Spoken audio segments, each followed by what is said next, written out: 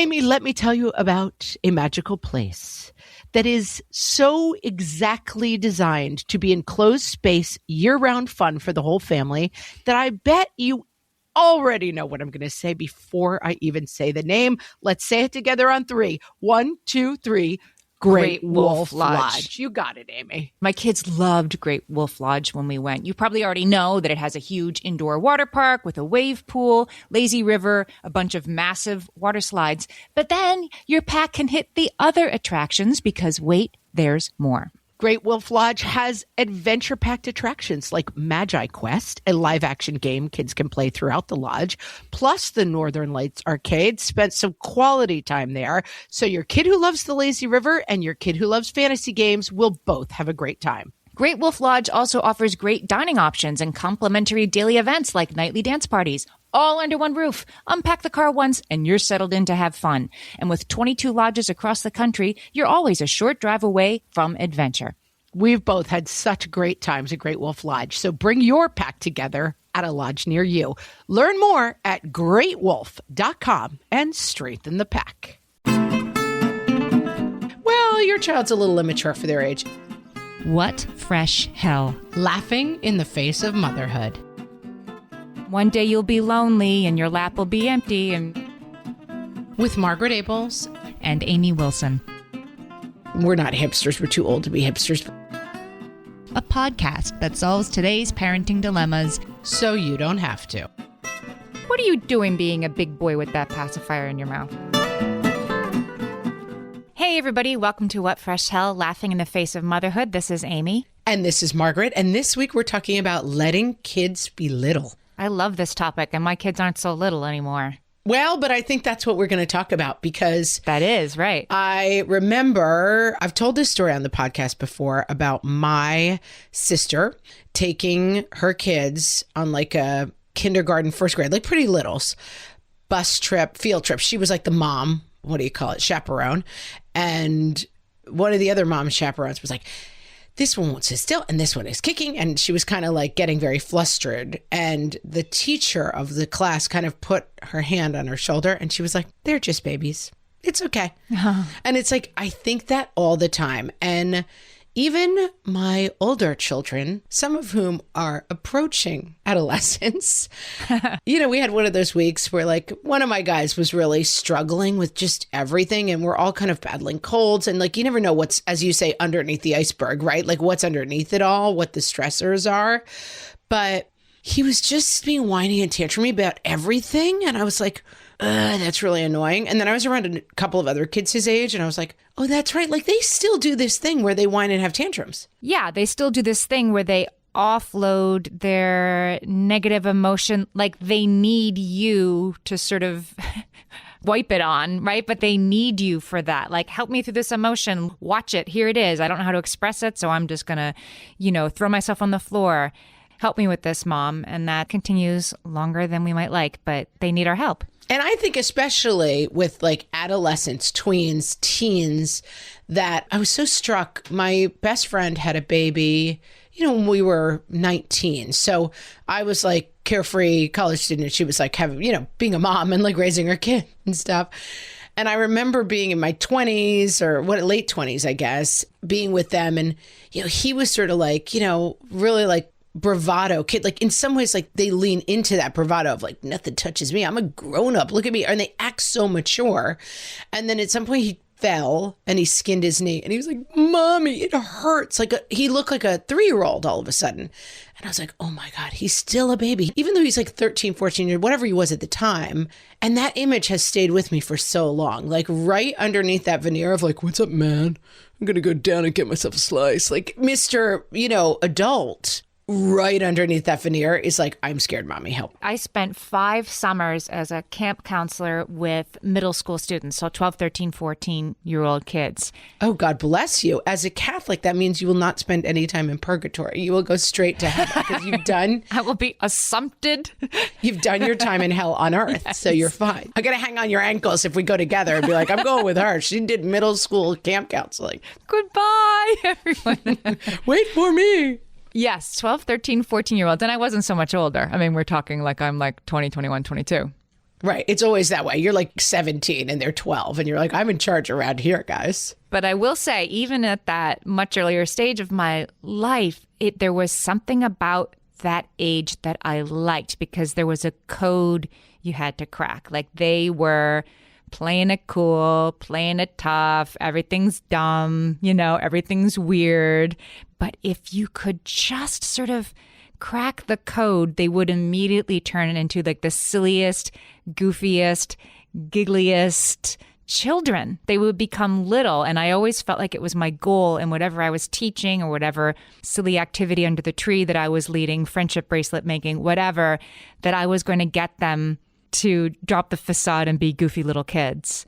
And it was always right there. It was like the scratch off surface. It was very easy. Well, it wasn't always easy, but it was always accessible. And I always just sort of gave myself a little gold star when I got them to do that. When you did it. Yeah. Amy, you're leading me to a major truth bomb that I had not been able to put on in words before you just said that. But we were talking on the When Is This Going to Be Fun Again episode about like, when is it fun at all, And I've been noticing after recording that episode, like, oh, this is pretty fun.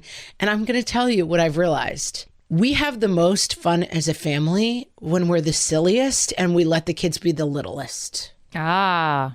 We don't have the most fun of the family when we're like, let's go to the museum and look at the Rodin sculptures and talk about them. Like, we have the most fun. We're like, we were watching a football game last night. It's like, hey, let's take stupidest bets on like this game. Like, who's going to be the lowest number to fall down first? Whatever. And we were racking up and throwing money at each other and just being totally stupid. And it was really fun, But the fun is in the littleness, I think. It's not really in the bigness. Meredith Ethington, she is on Facebook with a page called Perfection Pending. So you can find her there. She says that letting kids be little means saying yes more. Tell me more. I need to understand this. I think it's true. Like, can we please stay up 15 minutes more because daddy's coming home from the trip? Can we please, have ice cream tonight? Can we please, like that sort of, can we please, the small delights that when you can say yes to that stuff, that lengthens and strengthens their childhoods. And there's also another way, like I have a picture of my kids, a Christmas card photo of my boys when they were 3 and 2. And my 2-year-old, who's now 15, has a school bus clenched in his fist. And every time I see that picture, I remember the day we got the picture taken. He was just at that age. Like 2-year-olds are like that. My daughter used to carry a Dora the Explorer purse around, and my son just always had like a Hot Wheels in each hand, everywhere he went. Double fist in the Hot Wheels. He was like handles he was holding on to get through the world. He had the Hot Wheels in his hands. So, and that school bus in particular was just his constant companion. And we were sort of setting them up for a cute photo shoot, and they were going to come like running down the hill. And he had the school bus in his hand, and the photographer's assistant was like, honey, give me that, give me the school bus. And he sort of pulled his arm away. And I probably would have let her take it, right? I was like, oh, yeah, we're getting our Christmas card photo taken. You have to give her the school bus. Right. We have to pretend our child is normal at Christmas time. Right. The school bus doesn't belong in this photo where they're tumbling down the hill. And the photographer was the one who was like, wait.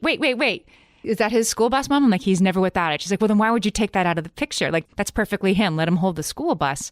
And so whenever I see that picture, I'm like, right, that was a day that I actually had to be taught by somebody else. Like, who cares? Say yes. Let him hold the school bus. It doesn't matter.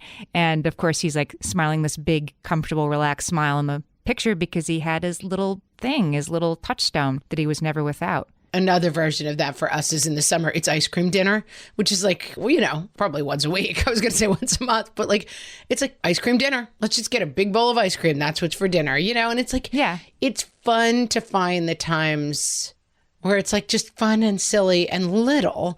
And I also think, as we're talking about this, that there is a tremendous emphasis put on like maturity, that maturity is good. Being mature is important. Like, oh, and I've had people say like, well, your child's a little immature for their age, in a constructive like teacher conference or whatever. And I'm like, that's horrible. That's immature. That's like, I don't know. It feels so damning. Like, oh, but like, there's nothing wrong with being immature. And I have made this argument a million times and I will make it a million times more. Having the kid in the class who is not the fastest kid is going to work to your advantage. I was telling this story about my friend. Yes, it will. We were talking about her house growing up, which is like by these woods in our house. And she's like, yeah, those woods are where the cool kids would go and smoke and make out. And I would just watch them walk by from my bedroom window while I read my book because no one invited me. And I'm like, listen, as a parent, I would rather have the nerd upstairs reading their book than the kid walking out to the woods. And like, it's fine if your kids goes to the woods too. Like, it's probably no harm, no foul. But like having a kid who's a little bit littler and not quite like, I mean, I've said this before, the only time I ever really did something incredibly stupid in high school where I could have kind of ruined my life, I was invited to a cool kids party. How this happened, I have no idea because literally no one spoke to me in high school. I was such a nerd. But at some point, I must have like, one of my theatery friends must have gotten me in somehow. And I went. And the second I got to the party, the cool boys were like, we need a ride. And I was like, I don't have a driver's license. Or I only had a permit. Like I wasn't allowed to drive at night. And they were like, it's fine. And I like, drove these boys to like go buy alcohol or something because I was not ready. I was too little to be in a situation of being with cool lacrosse boys at a party because I like anything they said I would have been like okay, and I'm like here I'm like driving an unlicensed car at night to go pick up alcohol. Like if I had gotten like killed, arrested, people would have been like, what a loser. And I'm like, I did it one time in high school. We think that by getting our kids to grow up quickly that they're going to be safer from the world. You know, like you need to know what the world's really like and then you'll be more prepared for it, but it doesn't always work that well. Like the example that it comes to mind when you're talking about this is with teenagers, there's sort of a sense that you let them drink a little bit at home. Like you give them a couple sips of beer at home and they know what it's like and they don't go to college never having had a beer. They need to know how to do this. There's a lot of people who think that. There's a lot of studies that have come out that say when you introduce sips of alcohol to kids in, you know, who are like 12, 13, 14, 15 years old, you're instead severely increasing the likelihood that your kid will grow up to have a dangerous relationship with alcohol. Like the sooner they start, the more they're going to do it. It's not a good idea, even coming from the best of intentions. I've had many conversations with parents about this because I have 2 high schoolers about how you have to let them do it at home so they do it safely. It's tricky. Well, yeah. And I mean, I think within your own home and your own kids, it's one thing. But like that thing of like, we're going to just serve beer at the party because otherwise they would do it. That's nuts to me. Right. But it sort of puts a general sort of, it's more complicated than teaching your kids how the world works sooner is better. We'll give them a leg up on the competition. We'll make them more successful adults. It's not always the case. Sometimes the case, I believe, is that keeping them younger, keeping them more protected will make them adults that are better to handle the real world when they're adults. I think a lot of the bad that happens with adolescents especially is being in situations where they're in over their head. And like it happens a lot with adolescents because you are going to have kids when they're unsupervised, especially nowadays with phones. I mean, in our day, it was like getting offered beer, getting offered cigarettes, getting offered drugs, you know. Nowadays, it's like, look at this thing on my phone. And there's just a lot of stuff out there that like your kid may not be ready for. And it is okay for them not to be ready for it. The thing is, like everything we talk about, it's a bit of a spectrum, right? Like I'm also not a fan of like never talk to your kids about drug, alcohol, or sex because they're not ready for it. Never talk to your kids about death. It's too scary. I just did Ask Margaret about taking kids to funerals. Like, oh, well, what if my kid is scared of death? Guess what? They should confront death. It's a part of life. It's going to happen to them. And like, maybe don't wait until the first time someone ever dies to talk about it or discuss it. And like, I think we try to discuss a lot of things, but I try not to have my kids in situations. And this happens at every stage. In our town, in 5th grade, the kids start middle school, which is unusual. And it's just because of like the size of the buildings in the town, basically. But like in 4th grade, they go to this school where like, there's no buses in our town. So you literally drop them off, you pick them up. Like in 4th grade, they're allowed to walk to your car. But 4th grade, you're so in a bubble. Like, Mom, I'm there every day I pick up. And then in 5th grade, the kids like all have phones and start walking into town by themselves. I'm like, whoa, I don't think my kid's ready. Big swing. I don't want my kid to be in a situation where like they're in town by themselves in 5th grade. And like my kids have pushed back on it a little bit, but I'm like, I just don't think you need to be doing that in 5th grade. I mean, I will give my kid money and send them to a store to go get something and like have them try to figure that out. I think for me, it's a lot about peers, like I don't want them unsupervised with a bunch of kids in situations I don't think they're ready for. It's a tricky situation, right? Where you're in a group situation where the different rules are playing out in real time. My daughter's in 6th grade. Had a basketball game after school. Everybody was walking home. I mean, it's New York City. Most of us live in the neighborhood and you walk. Nobody's in their cars. And the kids all wanted to go get frozen yogurt on the way home. And I could see all these moms were all sort of like, what do you think? Are you letting them? But I feel like we were all a little shy about just saying like, okay, what are we allowing? What are you allowing? We're just sort of all holding back and watching what's sort of developing as a group. And it developed as a group. I was sort of like, okay, my daughter can go. It's going to be getting dark. I figured out somebody for her to walk with. And in the end, my daughter said, well, it got dark almost as soon as we got to the yogurt store and somebody's dad was there. And like this dad eventually just sort of walked everybody home. He just sort of dropped everybody off along the way. Like, I think, one adult stayed behind like, okay, like I'm making my own rule about this. I'm walking everybody home. And I was frankly so glad he did, of course, when my daughter walked in. And, but it was, I don't know, it was the situation where we were all sort of like, how does this go? Are we letting this happen? And nobody was taking charge. And it was a little unclear. They're sticky. Right, because it's like different strokes for different folks. So how do you figure that out? Yeah. All right, more about that after this. For some of us, tax season is one of the only times that we look at our finances fully. And once it's over, well, that was terrible. And it is completely understandable not to want to think about it for another whole year. But using Monarch and being intentional with your finances in an ongoing way helps you see where your money is going and how you can put your refund to best use. We are here to tell you, simplify your finances with Monarch. Monarch is the all-in-one personal finance tool designed to make your life easier. It brings your entire financial life, budgeting, accounts and investments, net worth, and future planning together in one dashboard on your phone or laptop. Feel aware and in control of your finances this tax season and get 50% off your Monarch subscription with code FRESH. As you know, my husband and I are preparing to send, 3 kids off to college, and I cannot tell you how helpful Monarch has been in showing us our full financial picture, helping us to track our spending and reach important savings milestones. Our weekly meeting, Amy, it's now run by Monarch. Love it. Achieve your financial goals for good with Monarch, the all-in-one tool that makes money management simple. Use code FRESH at monarch.com for half off your first year. That's 50% off at monarch.com, code FRESH. Big Deal brands are up to 25% off right now at Designer Shoe Warehouse.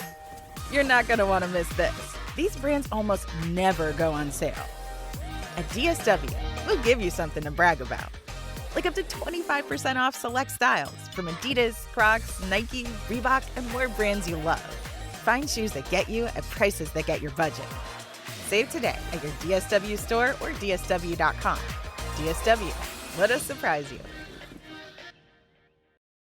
I think we know that we want them to stay little because we don't want them in situations that they're not ready for. But we don't want to like helicopter them and what's that called? Lawnmowers, the other one where you get everything out of their way. We don't want them to be like the boy in the bubble who then has anxiety attacks in college because they've like never been by themselves. Right. And I was in New York City this weekend and there was like a bunch of kids, like, I would say like 11, 12, 13-year-old kids. And I kept noticing them because now I have kids those age, riding the subway by themselves. And I was like, that's quite a bit more mature than anything that my kids do. Yeah. I mean, sometimes situations demand that. Yeah. I know like 11, 12-year-olds who are riding from Manhattan to Brooklyn or Brooklyn to Queens by themselves because, that's how you have to get to school.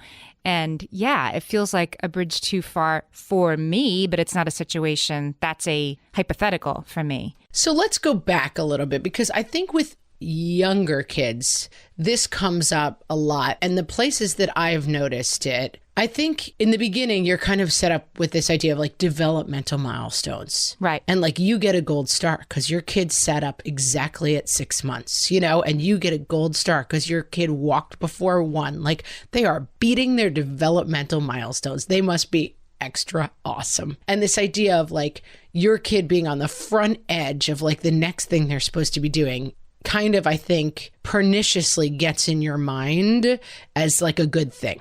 Do you agree with that? Yes. Christina Kuzmich said when we interviewed her last week, she makes sure not to praise her kids for being able to do things by themselves. And she really underlined that, is that we give so many kudos. You did that by yourself. You did that by yourself. And she wants her kids to know that they can always come to her for assistance. But yes, we do, in the way we talk to small children, prize their independence and their growing up every day in the way we speak to them. And there's ways to sort of push back against that a little bit. I think that paradigm is really interesting. And like, I do think independence is a great skill, but I also understand that like you did it all by yourself. It's kind of like, you can kind of feel like, well, there's no right answer. But I think there's like a fat part of the bell curve in the middle where you're like, yes, independence is a good skill, but I'm not going to be always pushing to be on the front edge of that like developmental milestone. And I've noticed it with my kids that like the kind of cooler kids are into like really scary movies now. And maybe my kid's still into Marvel movies. You know what I mean? Or Star Wars movies. And like, oh no, everyone's moved on. And I do find sometimes that I want to encourage my kid to be like, no, you should get into this new thing because like you've got to stay with like the peer group somehow, you know, like I don't want him to be like, you see it in like costumes with kids in elementary school. Like there's like the fourth grader who's still kind of wearing the Pixar costume. You know what I mean? And like they haven't gotten the memo that like, no, we've all moved on from that. And I have found with myself sometimes that I'm like, I need to write an article about this because I think about this all the time. I feel like the hipstery, like we're not hipsters. We're too old to be hipsters, but like the hipster idea of like, I want my kid to be a weirdo. Yeah, my kid wears a Ramones t-shirt. They're weird. Right. It's performative. But then when you actually have a weird kid, like a kid who is like a bit of a square peg, and like you go to the recital and like everyone's doing one thing and your kid's doing something different, you don't feel like, yeah, there's my weird kid. You're like, this is a nightmare. I just want my kid to be like I don't want my kid to be weird because weird kids, get bullied and laughed at and like all these things that you don't want to feel for your kid.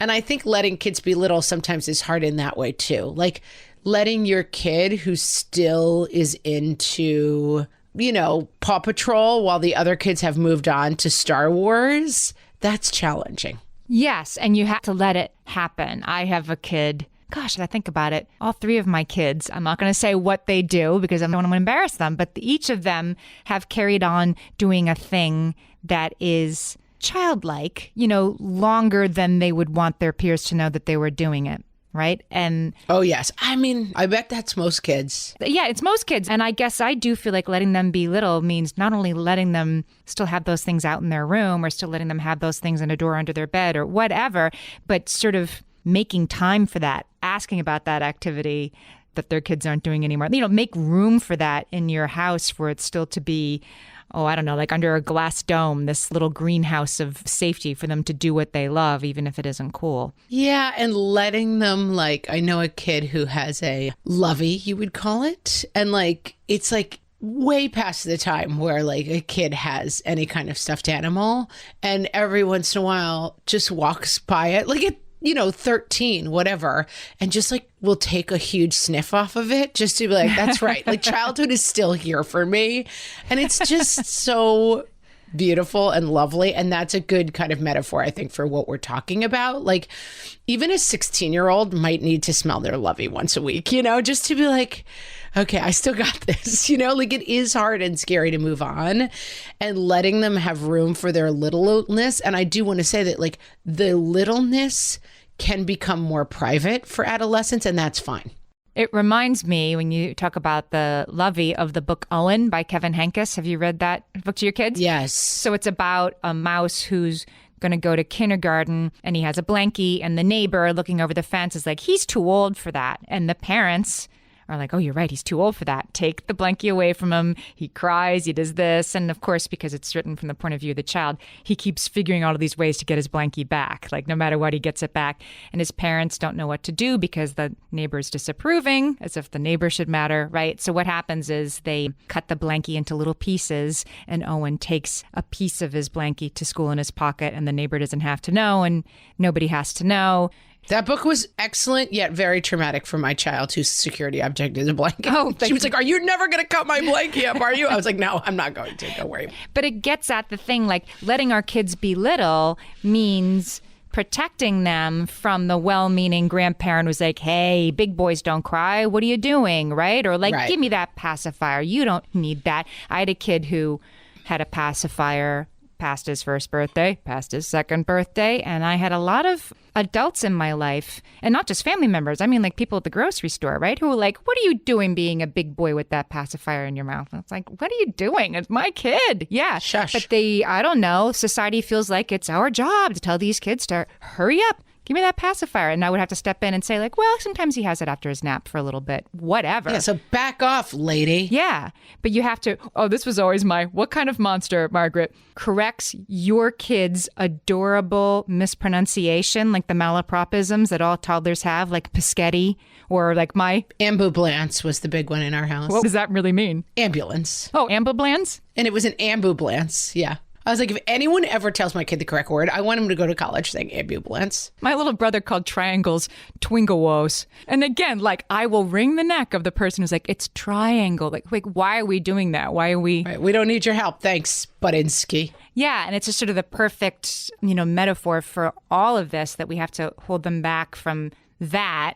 What about, there's a stereotype, but I think it can be true sometimes, that there's a parent, maybe it's the dad, who's sort of pushing them, like a Tiger Woods dad, right? That's sort of pushing them to, come on, you can keep going, you can do this, and they're crying that they want to stop, and the other parent wants them to keep going. I mean, I'm going to go back to my touchstone on this, though. We're thinking about it and we're talking about it, but you cannot control other people's behavior. And like, there is a role for being like, there's a biblical passage, right? When I was a child, I thought of childish things. And now as a man, I put away childish things. There is a time where like, you are too old for certain things. And like, the people always get a bad rap for like, don't cry. But like, I often say to my kids, you need to cut that out. You're too old to be crying over that. Just stop. Because they kind of are. Like, I do think there's a role to be like, it's time to put some of that stuff away. But I also think it's a good idea to keep in mind, like, what it's serving and where it can start serving. We're talking about potty talk on an Ask Margaret, and it's like, what you're basically teaching them is like, poop is funny, but you don't talk about it in church. Like, it's like, there are spaces and places, our favorite topic for things. And I think that, like, when you're 2, taking blankie everywhere is fine. When you're 10, maybe you just have blanket at night in your bed. Like, it's fine to like get bigger and change your relationship to childish things, but you still let them have that thing in some spaces and places. Doesn't that make sense? Yes. You said something about cycloning a couple of episodes back, that you sort of, the expectation of, I forget what it was we were even talking about. We were talking about, it's in studies, like you always go back and like reintroduce the multiplication tables. We're going to come back to it. And it occurred to me, I traveled with my sister for a couple of days last week. Actually, it was just one overnight. It was 2 days. And she had to leave her little kids behind, including her 2-year-old. And when I dropped her off at her house, I went in to say hi to all my nephews and the 2-year-old. And he's very happy to see me, whatever. I picked him up. I was talking to him like, oh, what are you doing today? And he looked at me and he looked at his mom. And, in the middle of a sentence, he was like, Amy, and he just started to kind of like crumple a little bit. And my sister and I made eye contact, and it just was clear what was happening. Like, his mom came home and he didn't even acknowledge it for like 3 minutes. But then when I picked him up, just something in him was like, I want my mommy. He didn't say it, but it just was so clearly like, is my mom going to leave again now? And Aunt Amy's going to stay here? And she came over and she said, oh, let me hold, I missed you so much, and just went and sat down with him on the couch for a minute. And then he, ran off and got his Batman costume to show me. It wasn't... Right, but it's like that moment of acknowledgement. It's touched, he comes back, right. And like, he's a 2-year-old that missed his mommy. Instead of saying, oh, what are you crying for? Aunt Amy, you know what I mean? She came and took him from me and sat down and told him how much she missed him and that she was not going anywhere. She was going to stay home the whole night. It's letting them be little is like letting them come back and touch base with you and then leave and come back and then leave and come back and not be sure. Yeah, that's right. Letting them be little is not like I need to stay with him 24 hours a day because he can't handle me being away. Letting them be little is like when they're struggling with that, acknowledging it and leaning into it and like letting them have those moments. And then I think as they get older, like my thing is like, you're not allowed to cry about not getting ice cream anymore. Like I'm done with that. That's really done for me. But you're allowed to like express your upsetness in whatever way you need to over legit things. And that still exists. And I'll give you an example of this that I think is like kind of deep. My child in second grade had an incident that I am not going to describe in any way, which was extremely traumatic for the entire class. And for the week after it, one of the things they did was like, if there's something in your home that makes you feel secure, you should bring it with you to school every day. And so my daughter brought her security blanket every day. So it's not appropriate generally for whatever she is, 8-year-old, second grader, to bring a blankie that she sits with at school all day, you know? But there was this acknowledgement that like in this difficult time, maybe you need a little extra feeling of security so you can bring in any object that makes you have that feeling. Even if that person is your parent and they can sit with you all day, like whatever it is. And I think that that is really what we're talking about. Like, you don't need to bring a blanket to school every day, but like there may be things that give you that feeling of comfort. And now as we get older, we're learning what the role is for those things and how and when we need them. And I think that's really important. It occurs to me as you're saying this, so you're letting your daughter bring a security blanket to school or whatever it is. That's letting her be little, but it's also teaching her that she can handle this, right? That she has the tools, not like start swimming, kid. Well, that's exactly what it is. Yeah, that it's okay to be in the deep end with your pool float and you won't need it next week, but you need it today. That's perfectly said. All right, we'll be right back. Amy, when I'm having a good hair day, it usually makes my whole day better. And that's why on every day, I'm taking Nutrafol. Nutrafol is the #1 dermatologist-recommended hair growth supplement brand. And it's the #1 hair growth supplement brand personally used by dermatologists. Nutrafol's hair growth supplements are peer-reviewed, NSF certified for sport, and clinically tested. Nutrafol offers multiple formulas for men and women tailored to different life stages and lifestyle factors, so you get support that's actually right for you. Adding Nutrafol to your daily routine is easy. Order online, no prescription needed, with automated deliveries and free shipping to keep you on track. Let your hair be one less thing to worry about. See visibly thicker, stronger, faster-growing hair in 3 to 6 months with Nutrafol. For a limited time, Nutrafol is offering our listeners $10 off your first month subscription and free shipping when you visit Nutrafol.com and enter promo code LAUGHING. That's Nutrafol.com, spelled Nutrafol.com, promo code LAUGHING. All my kids learned to swim when they were little. It was super important to me that they be confident and safe in the water.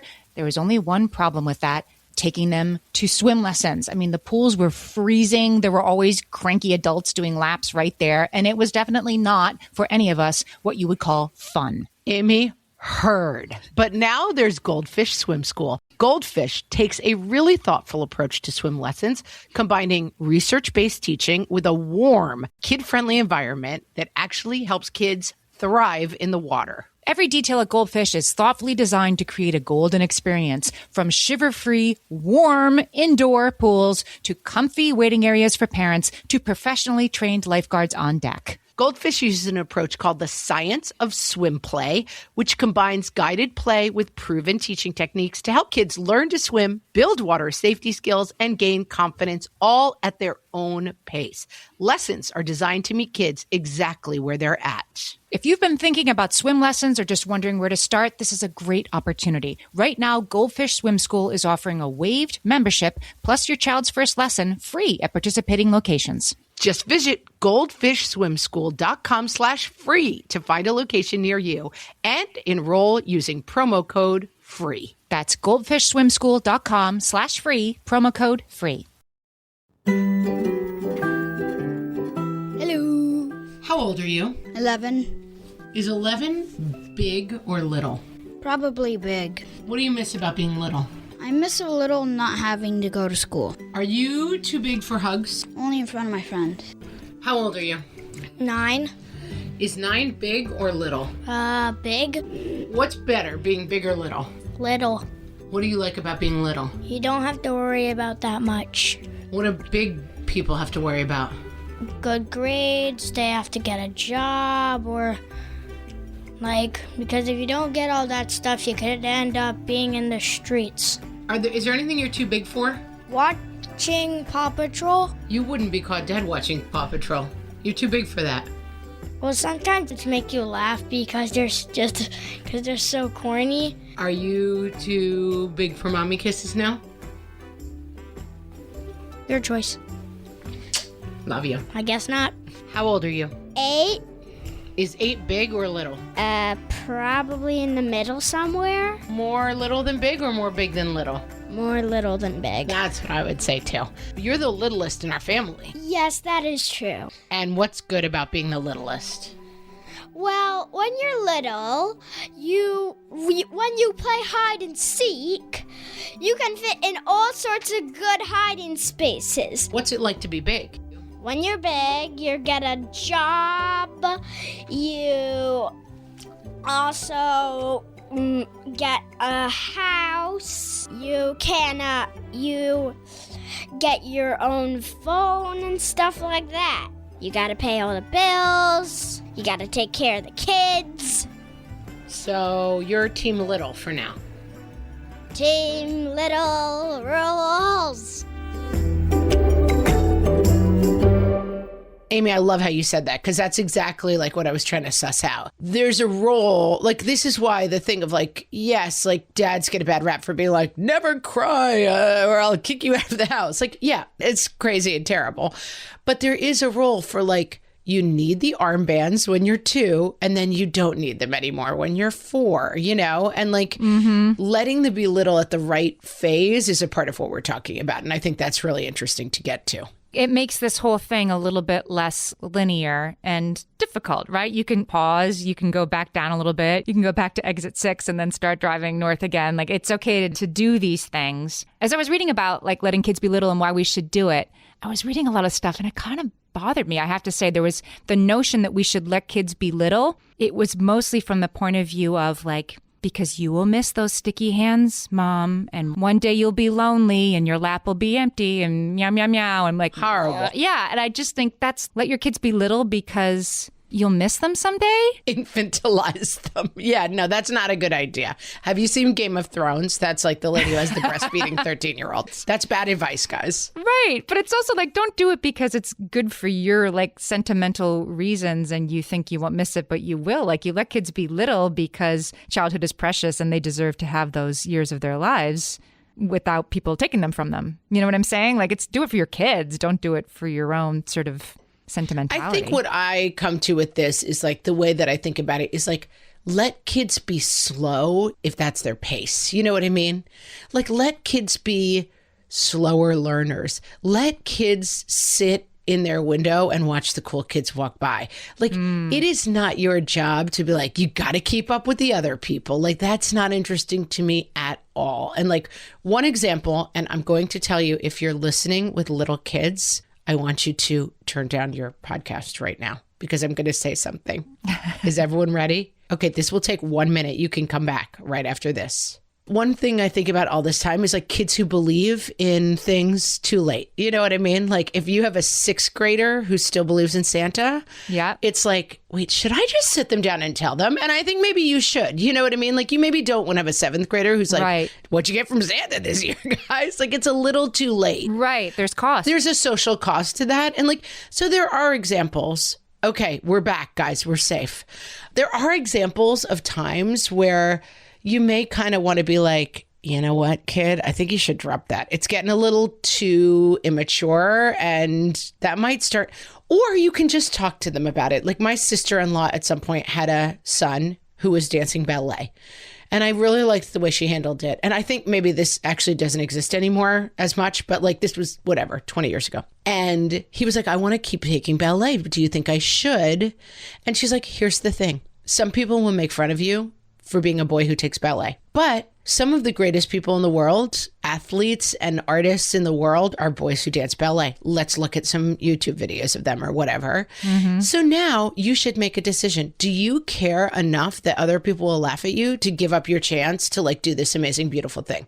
I think that's such a great way to handle it, you know? Yeah. Like, hey, you're still really into Paw Patrol and you're in 4th grade. And the other kids think that's super lame.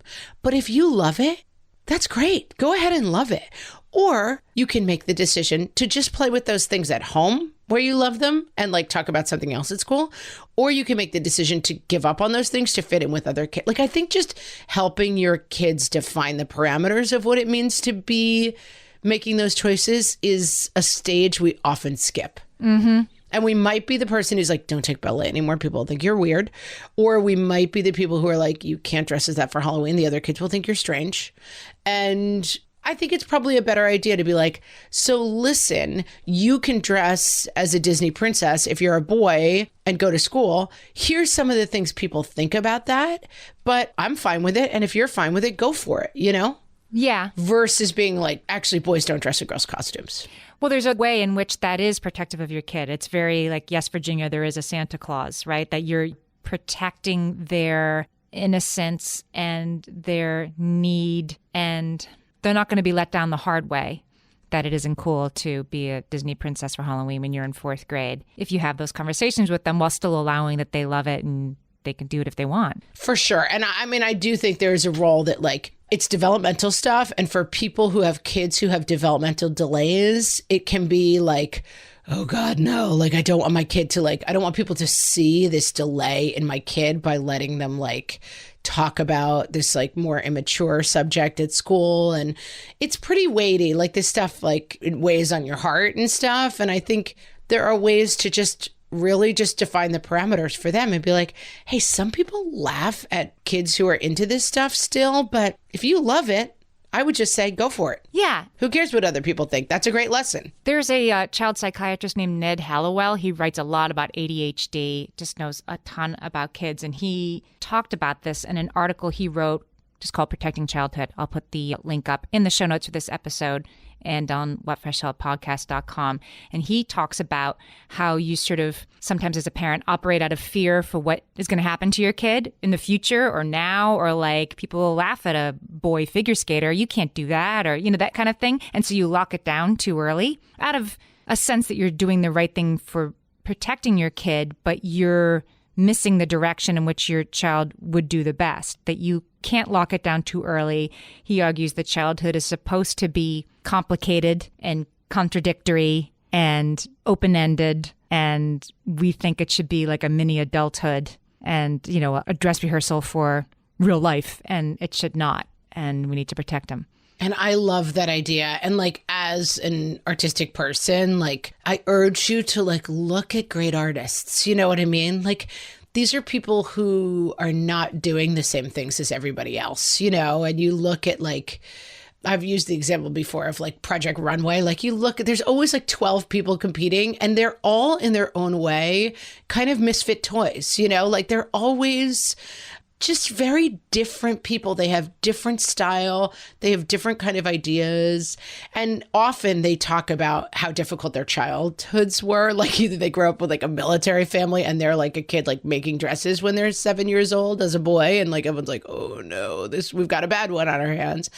And then here they are in like the fullness of their adulthood being these unbelievably talented artists. And it's like, that's kind of the thing about like fostering what your child is really about, you know? And like, I have a friend whose husband was like way too into Legos, like in a way that was probably pretty weird as a kid, like way too into Legos. And he is now a Lego like master builder.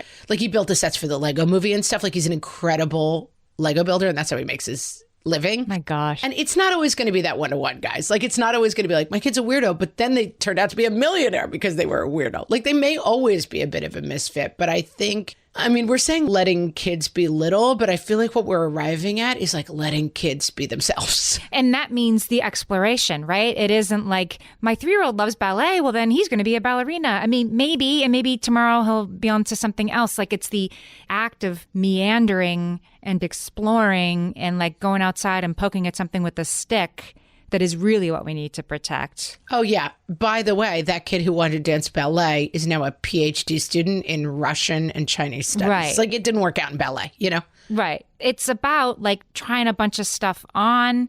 Dr. Hallowell says that sometimes we don't do this well as parents because we don't really remember what it was like to be a kid, you know, to go to bed and either maybe you're hearing your parents fight downstairs or maybe the next day is the school play and you're so excited you can't fall asleep. Like just how technicolor our kids are and their experiences of the world. We kind of forget, I think, that we were like that. And I just think that touchstone of like, they're just babies. Yeah, they're just babies. I don't think babying kids is a good idea, but my husband and I have just had that week where like he had a huge deadline at work. I'm coming off of gigantic disaster and stress of my own in terms of stuff I'm working on. And we just came into the weekend and then we had like daughter's birthday party and 3 other huge events. And it was just one of those things where like we're at the end of our rope and we got into bed last night and we just spent the whole weekend yelling at our kids, just yelling at our kids in a not fun way. You know what I mean? Like, because we're trying to watch the football game and we're like, we have this idea that and we set up like the table full of stuff and we have an idea. And of course the kids are like standing on their heads and then rolling into our faces with their feet. And we're like, stop it. I have told you 10 times. And it's like, we're not letting them be little. That's the problem. That's what's causing this problem. And like, yes, is it acceptable for like a 10-year-old to be doing handstands on the couch? No. But our frustration is stemming from like wanting them to act like 16-year-olds when they're 10. And that's something that I think like we need to close the mental gap on a little bit. It doesn't mean that we're suddenly like, we'll just put a trough on the floor and be animals. Like that's not the solution. Right. But there is a sweeter spot for us of like delighting in their littleness while still finding a way to have fun. I just said that, by the way, early in the same episode, I just said we had a great time at the game. So like, it's a mixed bag. That's all I'm saying about my life. Right. Every moment wasn't perfectly the way you planned it would go. And they had fun jumping on the couch. And then they had fun sometimes doing the stuff you thought you would be doing. We had more fun when we let it be about like, let's bet on who gets hit in the head with a football than we did when we were like, let's eat off of this lovely spread that Mom prepared. Can I give you a Ned Hallowell quote? You are all over Ned Hallowell. Hey, Ned Hallowell. Amy totally is crushing on you in this ep. I've done this episode and just read this article too. But next time we'll just read the article. It's really good, but you can find the link. We're getting Ned Hallowell t-shirts made, guys. We'll be selling those in the merch shop soon. Hashtag Ned Hallowell. Team Ned. He says, the best way to equip a child to solve the complex problems she will encounter as an adult is to give her a protected time in childhood to develop the muscles of imagination, the beams and rafters of optimism and hope, and the bricks and mortar of confidence that will enable her to tackle those problems later on. Boom. I'm going with Team Ned coffee cups too, because like that's brilliant. Right? So we're giving them imagination, we're giving them optimism, and we're giving them confidence when we let them be little. Yeah. And like letting them figure stuff out versus being like, I mean, often when I find myself being like, why are you being like this? The answer is because I'm 8, you know, like it's like, it's not, it's like, right, because I'm a baby and I don't have any sense. And because I'm 16 and my frontal lobe is not correctly formed. Hashtag they're just babies. They're just babies, guys. I think that's our takeaway. And like, if you're over babying, then we're going to have another episode about that. But like for this particular problem, I hope you understand what we're talking about. Let's go with hashtag they're just babies. And I'm going to say solved it. Solved it. We think so anyway. You can come talk to us on our Facebook page, which is facebook.com/whatfreshhellcast. There's also a group there, which is super fun. And please join that as well. Guys, the group is so fun. Right now, there's like a conversation about what bras fit best. Yes. Useful. Everyone is throwing around like what kind of monster comparisons about. We're still hashing that out. People are still debating what kind of monster. Someone's like, what kind of monster uses one chip clip for multiple chip bags? I had no idea that was a crime, but apparently it is. You're like chip clips. And I want to say that Amy has changed the entire world by getting many, many people in our Facebook group to turn off their keyboard clicks. Thanks, everybody. Some people are sad because they felt it was very satisfying to hear it. But Amy is glad because she's changing the world one silent keyboard clicker at a time. Thanks so much. So come join our Facebook group because it's a hilarious place with lots of hilarious people. We're also on Instagram at What Fresh Hellcast. We're on Twitter at WFH Podcast. And as always, we are also at our website, whatfreshhellpodcast.com. Where all the Ned Hallowell stuff will be there, and we may try to find his address so you can write him a thank you note because we really relied on him this week. He's good. And with that, guys, we will talk to you on our next episode. Thanks for listening. Thanks.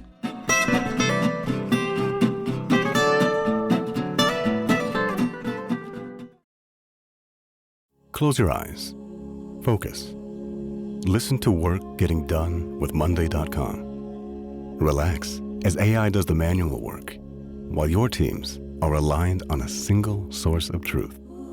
Feel the sensation of an AI work platform, so flexible and intuitive, it feels like it was built just for you. Notice you're limitless. Now open your eyes, go to Monday.com, start for free, and finally, breathe.